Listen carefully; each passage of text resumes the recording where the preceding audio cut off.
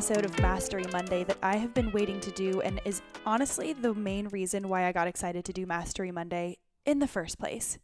We, again, like I mentioned in the most recent episode of Mastery Monday, these are bite-sized episodes that you can pick up at any time if you feel like you need some type of new novel way to improve your overall life. This is the episode for you. These are the episodes for you. I want you to be able to pick up an episode of Mastery Monday at any point and be able to implement one of these tactics or exercises or practices into your day-to-day life and find some type of benefit or enhancement, whether you are using this to benefit others and that makes you feel good, or you're directly implementing it into your own day-to-day life.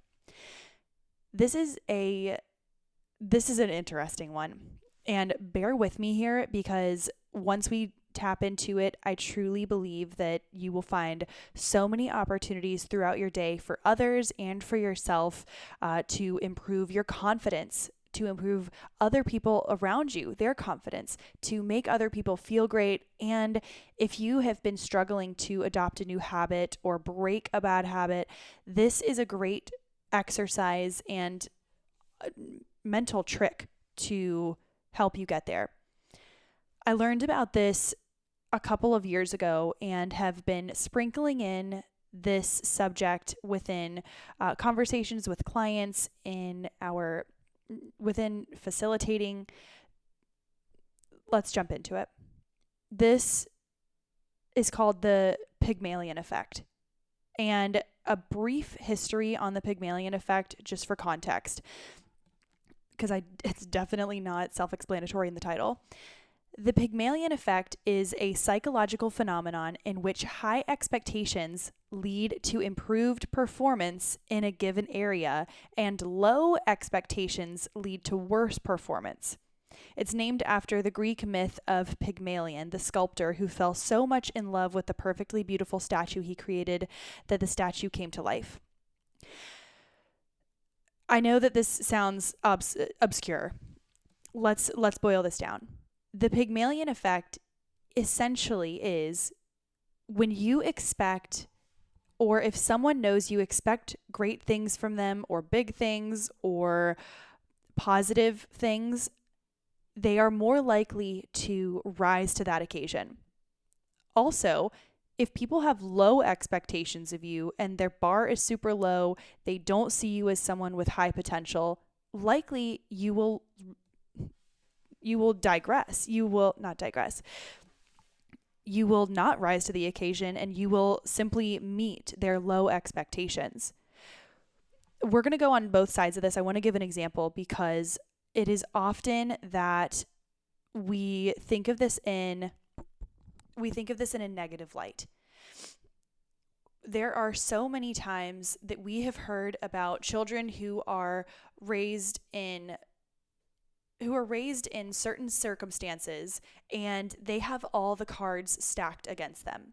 They have cards stacked against them, and maybe it is coming from somewhere where education isn't a super high priority, or there's whatever it is, there's not support in the home. They are told throughout their entire lives that they will either amount to nothing because of the circumstances they were raised in, or they are unlucky, or, oh, our family is just unlucky. Oh, this always happens to us. And I'm not saying that there are not circumstances where there's unfairness in the world, and that is not me trying to take away anyone's lack of privilege or say that people don't have privilege. What I am saying is that when we feed into the mindset of the only way that you won't get through this because this is just the way things are, or, well, we've never had anyone in our family go to college, so you're not going to go to college either, or we don't expect much from you because nobody in our family has done X, or nobody in our community has done X. That's just not what we do. The likelihood of someone following up to those negative expectations or their low expectations is more common. People will more often have these low self-fulfilling prophecies because they already have it in their head, oh, this is already what's going to happen. There was a study done, and this is the example that I really wanted to use. I thought it was really amazing. There was a study done, and the study was the Rosenthal and Jacobson study in 1968. Robert Rosenthal, he subscribed to the hypothesis that expectations can engender self-fulfilling prophecies by inducing corresponding performance. Essentially, the Pygmalion effect, saying that people will rise to the occasion if they are expected to, or not, and then follow low expectations. He chose an elementary school in California for this study, where he administered an IQ test to each student. All right, Robert Rosenthal, he gave out a study to all the students, the exact same study, to measure their IQ. He tested all of the children's IQ, and the researchers selected just a random sample of children at random. He informed the teachers at the school of this random group that those children were of high academic potential. Again, these teachers were not given test scores. They were simply given a list of names and told these children have high academic potential. Following this IQ test, these teachers were given the names of the intellectual boomers. And at the end of the school year, all of the exact same students retook the same test. The overall scores had risen of all the students, but they purported that the more high academic potential students that were the names on the list had improved the most. And the evidence from this study seemed to indicate that the teacher's expectation constituted a contributory variable in the students' outcomes, especially in the youngest students. Essentially saying, the evidence shows that the teachers indicated higher expectations of the students that they were told who had higher academic potential. And the teachers, when they knew, it might have been subconscious and it might have been subtle, but the teachers who had the names of the students that were purported to have higher academic potential, they gave a little more attention, and they gave a little bit more, they challenged these. They had naturally higher expectations of these students. They were treated slightly differently, providing in-depth feedback and asking more questions and giving attention. This is not a perfect study. They go on to say that there's also, there's a lot of contributing factors. They go on to talk about all that, and I'll attach this link in the show notes. But consider this, and I know this is getting a little long, but I wanted to make sure you had that context. Our influence on others and towards others is going to affect their belief about themselves and their belief about us, causing them to put their actions and reinforce those actions into others. And it is this self-fulfilling prophecy. Here's how you can take this study and effect, and you might think, oh, it sounds like the placebo effect, all that good stuff, blah, blah, blah. This is something you can genuinely use. And it's not just there's no really way to talk yourself out of it. You can use this effect to allow it to affect the way others treat you.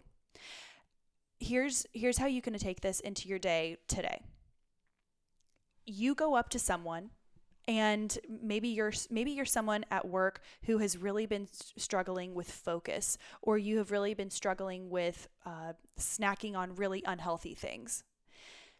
If you introduce yourself as someone, or you set the tone for the next conversation with a person, I'm just the kind of person who I love vegetables, I love healthy snacks. It's something that I just really love. You are then setting yourself up to have your bar naturally be higher than it was before. That is now how that stranger that you just met sees you. You can also do this when you introduce someone to someone. If you're making an introduction, you're meeting someone on the street, wow, you really seem like the kind of person who respects others. Wow, you seem like such a great listener. You want to speak life into these people. God, wow, this person, they are so focused. This person, they are so great with details, or they're so great with people. They're so great with listening. They now see you as seeing them as that person. You will rise to that occasion. Be conscious of the way you speak to yourself. Be conscious of the way you are speaking life into others. Are you speaking life into them and purpose into them so that they think higher of themselves, not higher of themselves, but stronger of themselves, more confidently in themselves? That will bleed into others. There is nothing you can say to hype someone up and make them feel better about themselves that will not positively affect them, and it will not negatively affect you to talk better about others. I love that. I think that this is a study that everyone should take more of a look at, and you can walk into a room and change the way that you are seen by people and the way that people see you. Again, this is the Pygmalion Effect. I'll put it in the show notes. I hope you all have enjoyed this episode of Mastery Monday. We will be back next week.